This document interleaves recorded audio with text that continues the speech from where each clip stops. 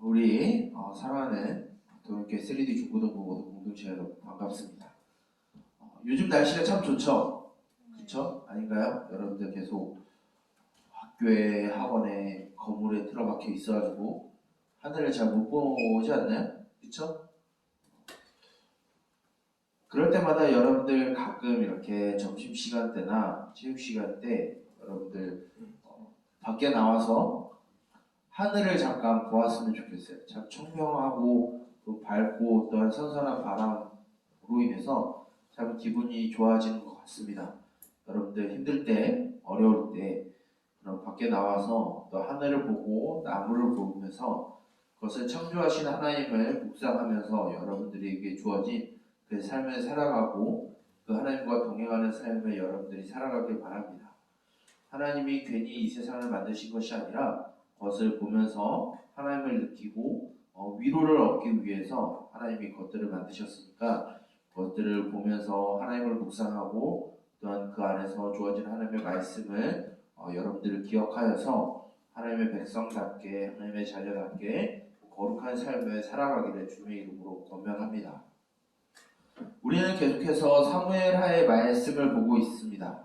우리 지난주의 말씀 혹시 기억하고 있나요? 지난주가 우리 어떤 말씀을 나눴을까요? 예, 오, 대단하네. 지난주 우리 무비보셋에 대해서 이야기를 나눴습니다. 다윗이 이제 왕위가 견고해지고 이제 나라 틀이 확정이 되었을 때 이제 다윗이 자신의 친구 요나단, 죽었던 친구 요나단과의 약속을 기억해서 복음을 막론하고 너무 자연스럽고 상식적이었던 일들을 깨워버리고 어떻게 보면 자신의 왕권에 위협이 될 수 있다라고 볼 수 있는 무비보셋을 죽이지 않고 그 약속 때문에 살려두고 그의 지위를 복권시켰다라는 것을 우리 들었습니다. 그 이야기는 하나님과 아무런 상관이 없었던 우리를 살게 하시고 이 세상의 가치관에 이 세상의 노예로 살아가지 않고 하나님의 자녀로 우리를 양자 삼으셨다라는 것 또한 우리가 들었습니다. 그래서 우리가 이 세상에 살아갈 때에는 다른 누구보다도 하나님의 자녀라는 자부심을 갖고 우리가 이 세상에서만 삶이 아니라 하나님 나라에서의 삶을 우리가 약속받았다는 것을 기억하고 좌절하지 않고 절망하지 않고 우리가 살아가야 한다는 것을 우리가 지난주에 들었습니다. 그런데 오늘 우리가 나눌 말씀은 지난주의 말씀과 좀 정반대되는 말씀이에요. 오늘 말씀은 우리가 12장 7절부터 14절까지의 말씀만 우리가 읽었는데 원래는 이 본문의 말씀을 이해하기 위해서 좀 더 앞으로 나가서 사무엘하 11장부터 우리는 이 말씀을 좀 살펴볼 필요가 있습니다. 오늘 말씀은 그렇게 긍정적이고 활기차고 기쁜 말씀이 아니에요. 왜 그러냐면 오늘 말씀을 잘 읽어보면은 하나님이 다윗에게 대하여서 심판과 징계를 약속하는 말씀이 기록되었기 때문이에요. 그러면 왜 하나님이 갑자기 다윗에게 심판과 징계를 내리시겠다 말씀하신 것일까요? 그러면 목사님이 방금 말한 사무엘하 11장에 도대체 어떤 일이 있었기 때문에 다윗이 이렇게 하나님 앞에 혼을 나고 또한 심판에 대한 약속이라고 하기보다는 심판에 대해서 하나님의 확정적인 선언을 듣게 된 것일까요? 11장 말씀을 보게 되면 그 초두에 어떻게 시작이 되냐면 왕들이 전쟁에 나아갈 때 다윗이 전쟁을 나가지 않고 왕궁 뜰에서 왕궁 옥상에서 그 저녁을 지냈다라고 말하고 있어요. 왜 그러냐면 이미 이스라엘의 친구 암몬이라고 하는 어느 나라가 이 다윗에게 선전포고를 하고 그 전쟁이 오랜 시간 되고 있었어요. 그런데 다윗이 이제 그 왕들이 나갈 시기가 있었습니다. 이 지역은 건기 때는 우기 때는 비가 내리고 추수를 해야 되기 때문에 전쟁을 할 수 없었고 이제 건기가 시작되면 가지고 쌓아놓은 그 식량을 가지고 이제 전쟁을 치러야 돼요. 그 전쟁을 치를 첫 전투를 누가 치러야 되냐면 왕이 직접 나가서 그 전쟁을 치러야 되는데 다윗이 그 전쟁을 치르지 않고 왕궁에 머뭅니다. 자, 여러분들 쉬는 날에 여러분들 몇 시에 일어나나요? 쉬는 날에 토요일에 우리 솔직해지자고. 여러분들 쉬는 날에 학교 안 가는 날에 여러분들 학교 몇 시, 집에서 몇 시에 일어나요? 네? 저녁 7시? 아침 7시? 대단하네. 11장에 어떻게 표현이 되냐면 왕들이 출정할 때 다윗이 출정하지 않고 잠이 들었는데 저녁 늦게 일어났다라고 이야기를 하고 있어요. 자, 여러분들 생활을 한번 이렇게 돌아보죠. 아닐 수도 있겠지만 여러분들 쉬는 날에 아무것도 안 하고 저녁 늦게 일어나면은 부모님들이 여러분들한테 무엇이라 말할까요? 혹시 등짝 스매싱 맞은 적 있어요? 없어요? 다행이네. 다윗이 그런 행동을 했어요. 다윗이 부지런하게 자기의 일을 해야 하는데 저녁 늦게 일어나서 자기의 일을 하지 않았어요. 어두컴컴할 때 그 왕궁 옥상에 올라가서 자신이 다스리는 나라의 영토를 쫙 둘러보니 때 무엇이 눈에 들어왔냐면 율법에 따라서 우리 여자친구들은 생리라는 걸 하죠. 성경에서 이 생리가 끝난 다음에 정결의식이라고 해서 몸을 씻고 한 달 동안 정결의식이라는 걸 했어요. 그 정결의식을 하고 있는 여자를 보고 다윗이 음욕을 품고 성범죄를 저질러요. 왜 성범죄를 저질렀을까요? 왕들이 해야 될 때 하질 않은 일과 함께 게으름을 피우니까 성범죄를 저질렀어요. 그리고 다윗은 그 성범죄의 사실을 덮기 위해서 그 정결 예식을 했었던 여자의 이름이 바로 밧세바라고 하는 여자인데 그 밧세바의 남편 우리아를 죽입니다. 물론 이걸 감추기 위해서 여러 가지의 이제 다윗이 일을 하는데 그것이 풀어지질 않아요. 어떤 이유인지 다윗이 하려고 하는 것마다 다 실패가 되는데 결국은 다윗이 어떤 선택을 하냐면 이 밧세바라고 하는 남편 우리아를 죽임으로 인해서 그 죽었던 남편의 아내를 자신이 취해서 자신의 아내로 삼으려고 하는 계략을 다윗이 꾸몄어요. 그리고 그것이 성공이 됐어요. 이 사실은 그 누구도 몰랐어요. 신하들도 몰랐고 전쟁에 나가 있는 군인들도 몰랐고 시녀들도 몰랐고 누구도 몰랐어요. 이 일은 누구만 알았냐면 다윗과 그 여자밖에 몰랐어요. 그런데 오늘 말씀을 보게 되면 하나님이 그 일을 기억하고 있다라고 말씀하고 있습니다. 그 일이 저지른지 그 범죄를 저지른지 상당한 몇 개월 정도의 시간이 흘렀던 것 같아요. 그런데 하나님은 선지자 나단이라는 사람을 통해서 이제 다윗에게 경고의 말을 하게 됩니다. 그것도 비유로 말하게 돼요. 비유로 말한 다음에 어떤 비유를 했냐면 양이 많은 부자가 양 한 마리밖에 없는 목동의 양을 빼앗아서 그것을 자신의 친구들에게 손님들에게 대접했다라고 말하고 있어요. 이런 일을 행한 이 부자에게 어떤 판결을 내려야 합니까? 라고 선지자 나단이 다윗 왕에게 물어보니까 다윗은 그 사람은 반드시 죽어야 되고 그 빼앗은 것의 4배를 갚아야 한다라고 이야기를 해요. 그러니까 선지자 나단이 뭐라고 얘기했냐면 그 행동을 한 사람이 바로 다윗 왕 당신입니다 라고 이야기해요. 그러면서 하나님이 그런 은밀하게 저지른 그 죄에 대해서 하나님이 반드시 심판하시겠다고 말하면서 2가지의 일을 언급하십니다. 첫 번째는 다윗이 지금 부인으로 삼고 있는 첩들이 이웃에게 빼앗겨서 그들이 성범죄를 당하게 될 것이다 라고 이야기해요. 두 번째는 다윗의 집안에 칼이 끊이지 않아서 수많은 사람들이 죽게 될 것이다 라고 하나님이 심판을 약속하시고 선언하게 돼요. 다윗의 그렇게 완벽할 것 같았던 다윗이 한 번의 실수로 인해서 하나님 앞에 징계와 심판을 받게 되었어요. 이것을 보게 되면 무슨 생각이 드나요? 하나님은 분명히 이전에 지지난주에 다윗의 집을 통하여서 하나님의 나라가 이루어지게 하겠다라고 하는 하나님의 약속이 있었어요. 근데 다윗이 죄를 범했어요. 근데 이 죄는 구약의 율법상 어떤 죄냐면 돌맞아 죽어야 되는 죄예요. 왜 그러냐면 사람을 죽였고 여자에 대해서 성범죄를 일으켰기 때문에 성경에 보게 되면 그런 죄를 지은 사람은 반드시 돌로 쳐 죽이라고 율법에 되어 있어요. 다윗은 어떤 사람이죠? 이제 돌로 쳐서 죽여야 되는 사람이 되었어요. 죽어야 되는 사람인데 어떤 일이 벌어졌을까요? 하나님이 죽이지 않아요. 왜 죽이지 않을까요? 마치 다윗이 무비보셋에게 베풀었던 은혜를 하나님이 이제 다윗에게 베풀고 있는 거예요. 누가 잘못 생각하면 이런 수가 있어요. 오늘 말씀을 보게 되면 다윗이 한 번의 회개를 합니다. 그 회개를 보고 하나님이 용서해 주셔서 다윗을 살려줬다라고 볼 수 있는데 원래는 그것이 아니라 다윗이 지금 죽어야 되는 상황이에요. 근데 하나님이 은혜를 베풀어서 다윗을 살게 해주신 거예요. 왜? 하나님이 다윗에게 향하신 약속하신 말씀이 있기 때문에.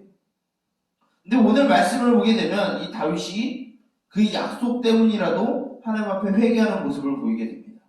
오늘 말씀은 다윗을 높이려고 하는 게 아니에요. 다윗의 회개가 귀중하고 가치 있다는 걸 말하려고 하는 게 아니에요. 오늘 말씀은 무엇이냐면 우리가 하나님의 약속 안에 있고 하나님을 기억한다라고 하면 완벽할 수 없는 우리들은 하나님 앞에서 회개가 있어야 되는 가르쳐주고 있어요. 왜냐하면 하나님이 우리에게 베풀어 주신 은혜가 있기 때문에 그것을 기억한다라고 하면 우리는 매일매일 죄에 빠져 살아가는 삶이 아니라 그 죄로부터 돌이키는 삶이 우리 가운데 있어야 된다는 걸 보여주고 있는 거예요. 우리는 하나님 앞에 죄를 범한 사람들은 모두 죽어야 합니다. 죄를 범하였으면 모든 사람들이 사망에 이르렀다라고 하는 하나님의 말씀이 있어요.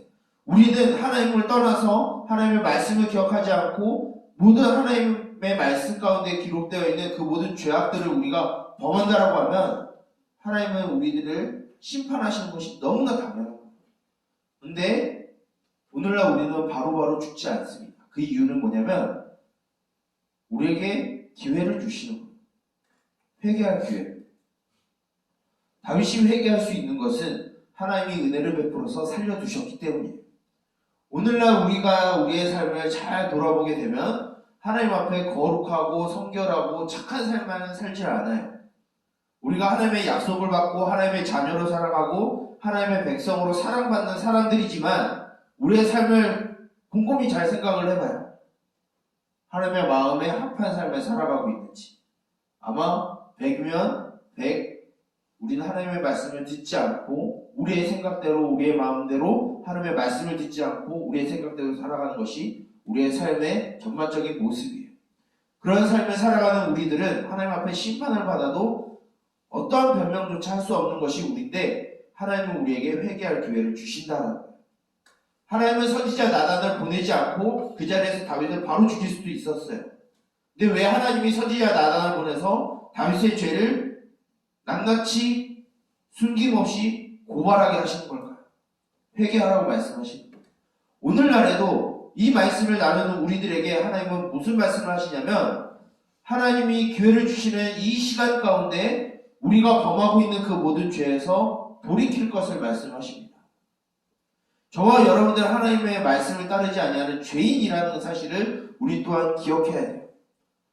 하나님과 함께 살아가고 하나님의 사랑을 받고 하나님으로부터 우리가 삶의 이유를 받고 살아가는 하나님의 자녀인 동시에 하나님의 말씀을 듣지 아니하는 하나님의 뜻에 합당하지 아니하는 삶을 살아가고 있는 하나님의 원수이기도 해요. 그러나 우리는 하나님의 원수나 백날 천날 사는 것이 아니라 우리는 언제나 바라보는 것이 하나님과 함께 살아가는 것을 꿈꿔야 돼요. 그러기 위해서 우리에게 필요한 것이 이 회개입니다. 하나님이 기회를 주실 때, 하나님이 시간을 허용하실 때 우리는 이 기회에 회개해야 돼요. 오늘 말씀에 기록되지는 않았지만 시편 51편이라는 말씀을 여러분들이 집에 돌아가서 한번 읽어보세요. 시편 51편은 이 선지자 나단이 다윗에게 이 죄에 대해서 심판에 대해서 선언했을 때 다윗이 돌이켜서 하나님 앞에 회개하는 시가 시편 51편이에요. 여러분들이 돌아가서 한번 20편, 51편을 읽어보세요. 아니면 오늘 순모임 때 여러분들이 한번 읽어봤으면 좋겠어요. 그 안에 다윗의 철저한 회개가 담겨져 있어요. 회개는 하나님 저 잘못했어요, 용서해 주세요가 회개가 아니에요. 이것은 뭐냐면 오늘날 말하면 자수예요. 자수한다고 그 형벌이 낮춰지진 않아요.